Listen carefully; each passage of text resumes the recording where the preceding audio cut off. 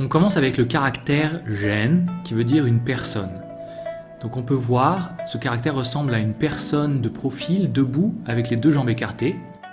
Donc on voit ici le corps, une première jambe et une deuxième jambe. Donc c'est plutôt facile à mémoriser.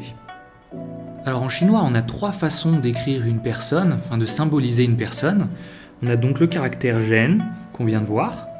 Une première variation qu'on trouve souvent comme composant dans des caractères un peu plus compliqués, ici, qui veut aussi dire une personne.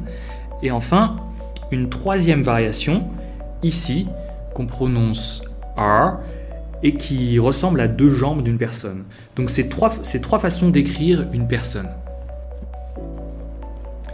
Pour dire un fils, en chinois, on utilise deux caractères et on dit R-Z. Le premier caractère, R, c'est le caractère qui symbolise une personne, on vient de le voir. Et le deuxième caractère, Z, c'est le caractère pour symboliser un enfant.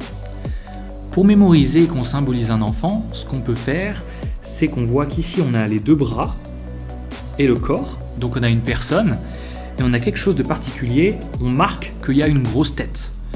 Donc une personne avec une grosse tête par rapport à son corps, eh bien c'est un enfant. Alors les caractères chinois sont très anciens, les premiers caractères sont autour de 2000 ans avant notre ère, et au fur et à mesure du temps, ils ont évolué, ils ont beaucoup changé d'aspect.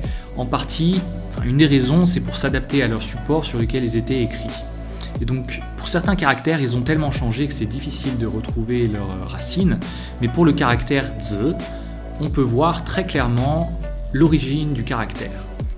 En 1500 avant notre ère, on écrivait sur des carapaces de tortue, on gravait sur des carapaces de tortue ou sur des os, et donc on utilisait cette version du caractère. On voit encore le corps, le bras et la grosse tête. Puis petit à petit, on a changé de support d'écriture, on est passé sur des bronzes, et on a modifié la façon dont on écrivait le caractère de cette manière. Ensuite, on a écrit sur des plaques en bambou, avec cette version du caractère, et aujourd'hui, on est arrivé à la version actuelle du caractère, ici. Pour dire une fille, on dit nu er en deux caractères, avec le premier caractère qui veut dire une femme, nu, et le deuxième caractère qui symbolise un homme qu'on représente avec ses deux jambes. Er. Un caractère très intéressant qu'on peut former avec le symbole pour une femme et le symbole pour un enfant, c'est le caractère hao qui veut dire bien.